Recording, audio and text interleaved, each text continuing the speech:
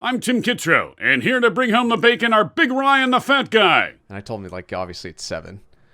What's up, YouTube? It's the NFL wildcard picks against the spread video for the 2020-2021 NFL season. Fat Guy, we were 128, 125, and 3, good for 50.6%. Our worst year so far on YouTube, still above 50%, below the 51.2% juice, though, that we would usually bet against. Luckily, we don't bet every single game. Yeah, I mean, that's at minus 110. We usually bet a little better than that. This was actually surprisingly a good year in real life. But when you pick every game, things get a little bit dicey sometimes.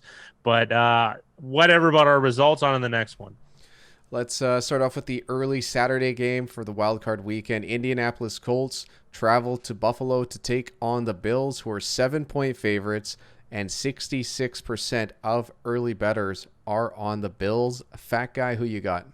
Well, I think we know this one's the pros versus Joe's. 7 points is a lot. I really don't think the Bills are that much better than the Colts. Of course, they could blow them out, but I think the Colts are somehow even better coached, to be honest. So from a handicapping perspective, I think the Colts are of the most underrated teams in the league. I could even see them winning this game.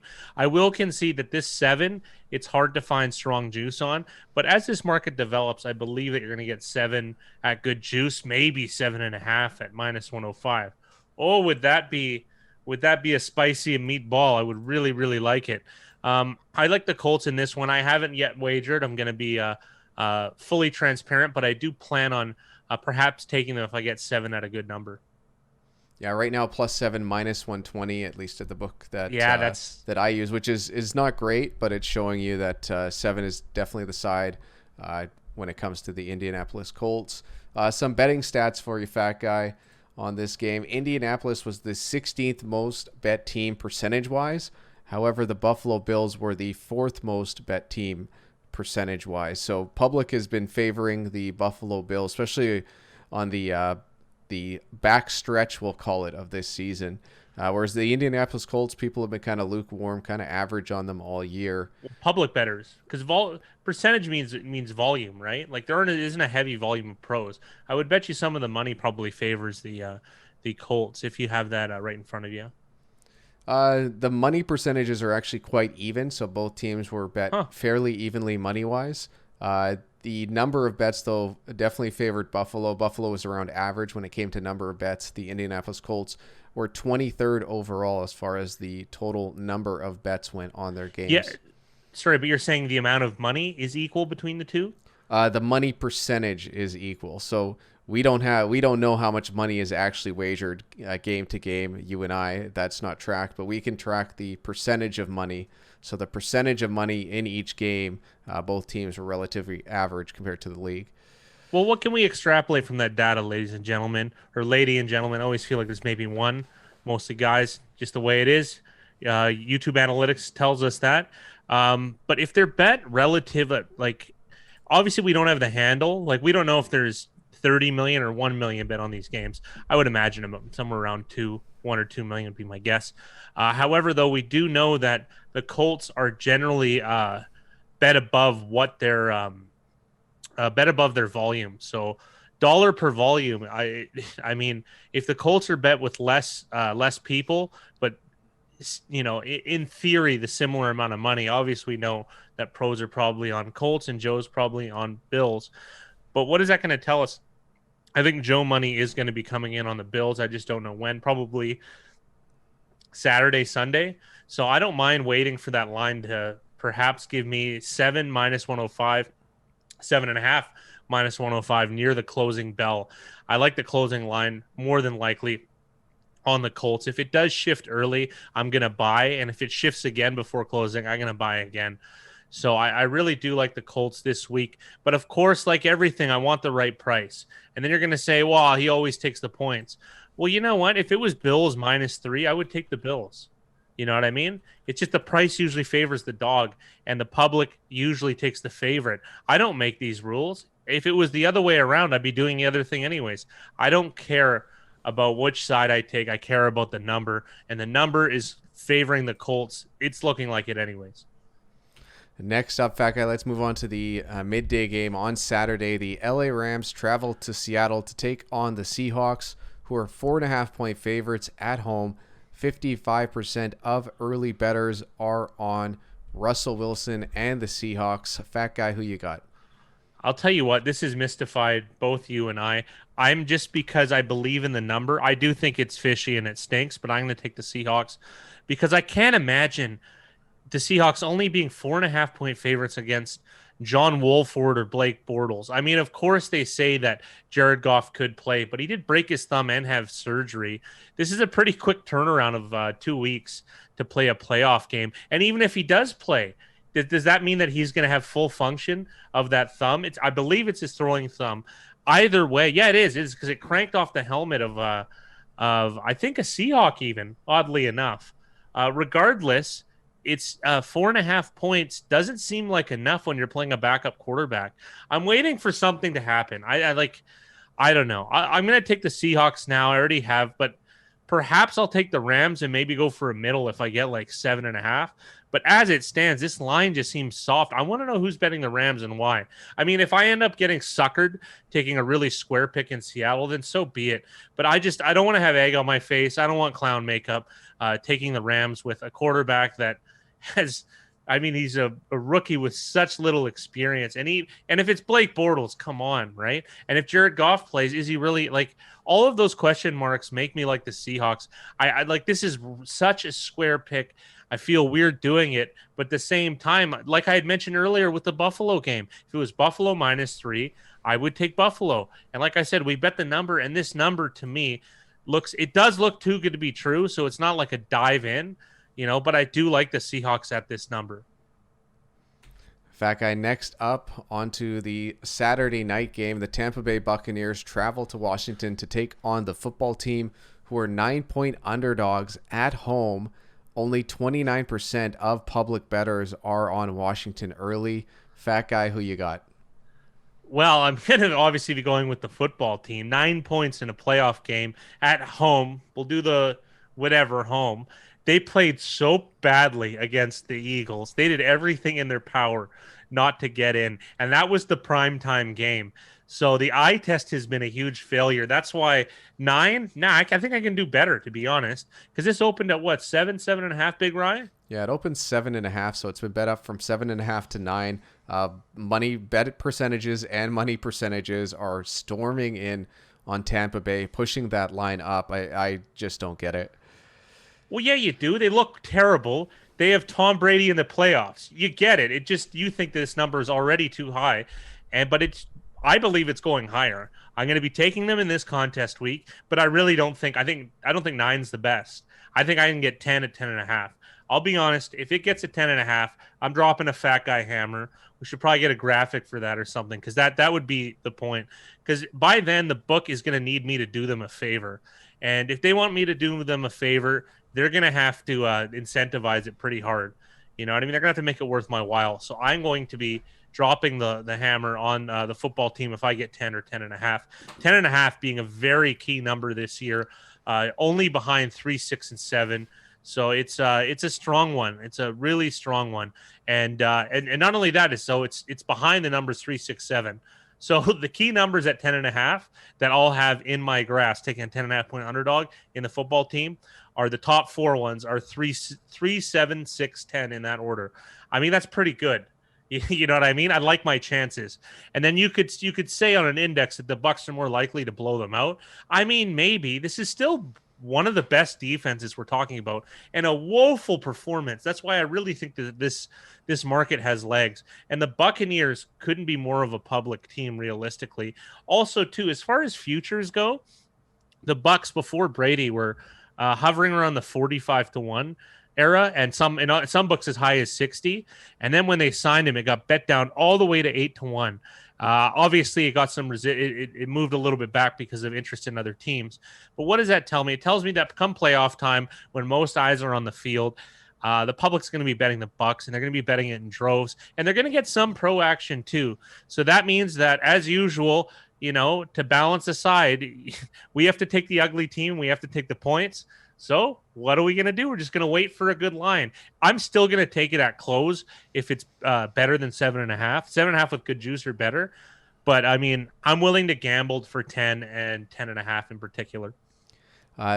These two teams, like I know people don't need me to tell them these bet analytics to know this, but Tampa Bay was 6th as far as percentage of bets, 9th for percentage of money, and they were 1st overall in the number of bets. So lots and lots of bets placed on Tom Brady and the Buccaneers games. It helps that they're in prime time, all that. But still, no matter which metric you use, they are in the top 10. On the other hand, Washington doesn't crack the top 25. They're 25th in anything in a number of bets. So they've played in meaningless 10 a.m. Pacific time, 1 p.m. Eastern time Sunday games. They are 26th for percentage of bets, and they are 30th out of 32 teams for percentage of money wagered. So this is a very pros versus Joes game, and I will happily take Washington anywhere from 7.5. Wow, big Ryan endorsement. As high as you can get it. You don't see that wax seal very often. It came out. And might I mention, too, I think number of bets, that's also deceiving. I can remember some primetime games. That game against the Steelers, that my most enjoyable upset of the year, that was a heavily watched game. Last evening was Sunday Night Football in Week 17 to see who gets in the playoffs. That's a heavily watched game. So they had a couple more opportunities than you would think. Maybe not quite as much as the Bucs, but they're not revered by the public because they play ugly football. But ugly football means too many points. That's what it means to me. And I'm just going to go back one game. I don't usually do this. But just to give you guys an idea, both of these teams are in the top 10 of every bet analytics. So there's not much to talk about. They're two very public, very popular teams. I think everybody watching this video knows a lot about those two teams. So on to the Sunday early game, which is the Baltimore Ravens traveling to Tennessee to take on the Titans, who are 3.5-point underdogs at home. 48% of early bettors are on the Tennessee Titans. Fat guy, who you got? I was mystified by this line too. 3.5 seems like too many. 3 being such a key number. In realistically, what has become a out of division rivalry between these two teams, very heated, very chippy. I could see this one getting very ugly and being very close.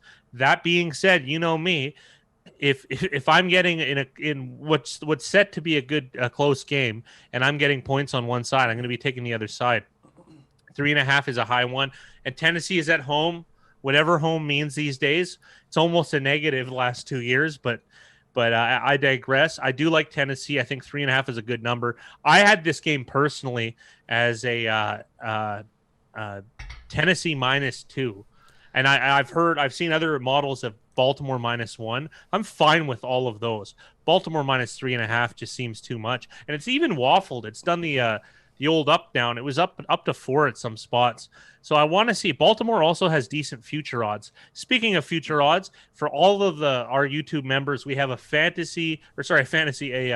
NFL futures calculator. Just email us or message us on the Discord. Everyone that's in the membership. If you're not in the membership, just click the join button. Write down. Did I even get on camera? I'm not very good at this. Clearly, you've been following enough. I'm too lazy to even hold up my green screen. Anyways. I kind of made the bet. I do think 3.5 points is too many for Tennessee, and it just glosses over that key number. And this is probably going to be a really enjoyable one to watch, I would imagine. Last time going to overtime, no handshakes between Vrabel and John Harbaugh. 3.5 points is too many. I would still take Tennessee at 3. It's starting to get chippy between the 2.5 and -2.5 and +2.5 mark, but at 3.5, it's a solid buy for me on Tennessee. I know this is a stretch, but is there almost a chance for a middle here if this gets down to 2.5? Like, would you jump on Baltimore -2.5 and hope for that middle of 3? One reason I'm going to say no is because when you want to do a tight middle, which would be the number 3, what I need, it's better off if there's a low over-under, because there's less variance in score, more likely, like a less probability of variance in score. And this over-under is high. It's 54.5 right now. 54.5. So that means this score can go way out. I mean, so it's more likely to blow it on either side. Whereas if the OU was something like 42, I would consider it. You know what I mean? Or 38. You have to take those things into consideration, right? Because an over-under of that size has a exponential amount of exponential amount of variable scores. Because think about it, you just extrapolate it out, right? There's just so many that can add up. It doesn't obviously have to land on that total, but the marker, the number line has been moved. There's just so many that can happen. So I don't recommend a middle that doesn't, like when the over-under is high, that doesn't encapsulate a few key numbers. Like I would take it, obviously, if I got the key numbers 3, 4, 5, 6, but that's just not going to happen, right? Or perhaps plus money on one side. We could go through endless possibilities, but with a high over-under, a narrow middle such as 3 doesn't make any sense to me. Well, it's a nice idea, but it still doesn't make sense. Whereas if it was a low OU, chances of being the game is even closer. So then I would entertain the idea. Would have to do some hard math, but as it stands, it's just going to be a spread play, and it'll be the Titans plus 3.5. You convinced me. I'm going to go over the betting statistics. We'll start off with the Baltimore Ravens. 7% of bets is what their rank is. For money percentage, they came 6th for the year. For the number of bets per game, they came 13th. So Baltimore, one of the more popular teams. I think a lot of people know that. Tennessee, surprisingly, the 22nd number of bets. The 22nd in the league for number of bets. But 9th overall for percentage of bets and 5th overall for percentage of money. So some interesting statistics to think about and contemplate there while you're making your picks. On to the Sunday midday game, Fat Guy. The Chicago Bears 10.5-point underdogs on the road. 34% of early bettors are on the Bears. Who do you got? Well, I mean, we've been talking about key numbers pretty much this entire time, and we got a really ugly team playing a well-polished team in the Chicago Bears playing the New Orleans Saints. People not knowing what to take the Bears, but obviously I got to answer the question first. 10.5 taking the Bears. I think we know this one. Already got a little bit money down. 10.5 is a nice number. If you can get it with good juice, I highly recommend doing so. Do I think the Saints could win by 30? Absolutely. 10.5 is such a big number to cover against a stout Chicago defense and an offense that has kind of turned around from a handicapping perspective. The Saints carry a lot of weight from public. And one thing I will say, though, is it's going to be interesting to see how much of an effect their negative playoffs the last couple years is going to have. So, but minus 10.5, I just find that really bizarre for a playoff game. I can't even think of too many playoff games with these numbers. Oddly enough, 2 that are coming to mind are both Saints games. One with the Saints being 14.5-point favorites on the road in Seattle. It might have been 13.5. It was in that. That was the Marshawn Lynch run. And then conversely, a couple years later, the Saints were 11-point dogs against Seattle. I took the dog both times, went 1-1. I'm going to take the dog again and take the Chicago Bears because it's just probably too many points in the pantheon of things. So I'm curious how this one shakes out. I don't know if it's going to have any movement. I think 10.5 should be a firm line. It really should. Enough to draw pro action on the Bears and Joe action on the Saints. Yeah, it might be at 10, just depending on where that juice decides to push. And I think that's also a key way that you can tell where the books are trying to get people to make their bets. Let me go over the betting statistics for this game and these teams. Chicago percentage of bets for Chicago was 28th, percentage of money 23rd, and number of bets they were 9th. And then I was kind of surprised by the Saints numbers as well. For percentage of bets, the Saints were 12th. For percentage of money, they were 16th. And for number of bets, they were 7th. So both of these teams were bet quite heavily as far as numbers go, or at least their games were. But percentages for both the number of bets and the percentage of money is quite even. Actually, the Bears 28th for percentage of bets, so not a popular team to bet. Quite a popular team to bet against this year. But chances are, if you extrapolate that data, there's more money per bet on the Bears, which is usually a sharp indicator. And then on to the final game, Fat Guy, our beloved Cleveland Browns made it into the playoffs. They are going to be taking on the Pittsburgh Steelers as 4-point favorites at home. 57% of early bettors are on the 4-point favorite Pittsburgh Steelers. Who you got? Well, I wore my full Browns gear that day, and I was not disappointed. It was close. They almost browned it up, but the Browns were able to make the playoffs in the first time since 2002. At least I believe that's the year, and the first time I have been since a fan. But I guess you can call me not a true fan because I'm loyal to the dollar. And what do we do on this show? I feel like a game show host. We bet the number, and what number do I like? I think laying 4 with the Steelers is a good price. I really do. And I don't always just take the points. I take the best number. And realistically, I think the Steelers are better than 4 points better than the Browns. I think this should be a 6.5. I really do. I mean, realistically, I think the Colts are closer to the Bills than the Browns are to the Steelers. And hey, believe me, I would love a Cleveland upset on the road in Pittsburgh in a playoff game. Redemption for that 2002 playoff loss to the Steelers where they were 8 or 9 points up with just 4 minutes and change. I believe on the road even. So maybe they can get redemption 18 years later. But I think it's more likely that the Steelers cover this number by a slight margin. I do like the Steelers in this spot. Laying 4 is reasonable. If you want to do the mental gymnastics thing, they played backups and they only lost by 2. Imagine if they have starters. I mean, that's not really how I'm thinking, but I do find that this number is too low. And I'm curious why there is so much sentiment around the Browns. Maybe the hype train, maybe the TikTok dances. I don't care about any of that stuff. We bet the number. 4 is too low. I quite like it. For the bet analysis for this game, Cleveland is 13th. Cleveland ends 13th as far as percentage of bets. They finish 11th as far as percentage of money, and they were 14th for the number of bets. And on to the Steelers, they were 5th for percentage of bets, 10th for percentage of money, and 15th for the number of bets. Fat Guy, let's move on to the lightning round. Indy at Buffalo. Indy. LA Rams at Seattle. Seattle somehow. Tampa Bay at Washington. Washington. Baltimore at Tennessee. Tennessee. Chicago at New Orleans. Chicago. And Cleveland at Pittsburgh. Pittsburgh.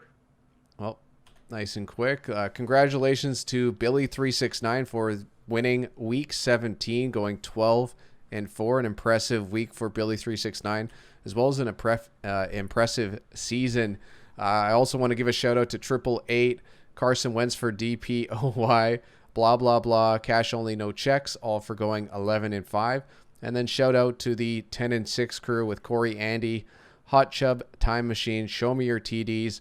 Fat Guy's New Year's resolution is to jump on the Seahawks bandwagon, as well as Big Morg. Congratulations to all of you for making it to the top 10 for Week 17. And then Fat Guy on to the overall winner. Casone wins the $100 prize, going 151, 101, and 3 in 255 games, 59.9%. So ever so close to hitting that 60% mark. A very, very impressive season. He has 50 more wins than losses. Let that sink in. That's just on a coin on a hypothetical coin flip. Hypothetical coin flip. I mean, I want to run some Monte Carlo sims to find out how rare this is, but it feels rare. There has to be some skill injection, I would imagine, or at least it doesn't have to be. There's a high likelihood. Thank you for everyone for participating. This has been really fun, and we can also we're going to have your lifetime records as well. We'll be doing this next year and into the playoffs. The playoffs are going to carry their own bounty, but Casone will be hitting you up as usual on email, and congratulations. We do owe you a trophy, and I think you'll like it. Hopefully they still have this trophy in stock, the one we had to send Jake Jacobs last year. And Fat Guy, onto the JS715 name of the week honorable mentions. Carson Wentz for Defensive Player of the Year. For just $1.64 a day, you can sponsor an American. It kind of feels that way lately. Fat Guy's New Year's resolution is to ride the Seahawks bandwagon. Wow, Dakota, you called it. I'm kind of doing that right now. Happy New Year, Big Ryan the Fat Guy. All the best for 2021. Thanks for the channel. See, we can be nice sometimes. Doesn't have to be crude. Vegas Dave, look it up. You'll enjoy. Don't worry. We had to fill this one out a little bit, but I did like this one always. It just wasn't. It was more closer to the name Mussman, the Busman. I like it. Just it feels good. Little rhyming, maybe not rhyming. The suffixes are the same. So I mean, you know. And Mickey, it takes a lot of pride. It's kind of like Gavin. Just stamp the name right on it. And blah, blah, blah. That's about as much effort as I've put into this segment this week. This is the JS715 Name of the Week. Whoa, kaboom! Now, we had to finish the JS715 Name of the Week for the last regular season game with JS715. New Year's resolution to finish on top of the fat guy in 2021. I mean, you know, when you set a goal, you want to get there, no matter how much it takes out of you, you know? Make your picks for Wildcard Weekend at BigRyanTheFatGuy.com. There is going to be a t-shirt on the line for the playoff winners, so we hit the reset button. There's, 13 playoff games, something like that. So it's essential. It's close to a week. Yeah, if you can win this small sample of playoff games, there is a t-shirt on the line, bragging rights with that t-shirt. And that's it for the wild card weekend picks against the spread from Big Ryan and the Fat Guy. I love playoff time. Like, I always feel like there's meat on the bone. Playoff time, we get a ton of number of bets, and it's like the Sunday and Monday nighters always feel like a little bit better for us just because there are so many bets. There's a little more on the line. Books usually take a little bit more risk on a side, and I feel like there is a lot of nice opportunity this week. I got to be real. I feel like this is going to be one of those polarizing weeks. I think I'm going undefeated here in real life. I feel like I'm going to get a good price on every one of these games, and I'm going to just run the table. You know, maybe you should parlay. Never parlay. Never parlay. End the video.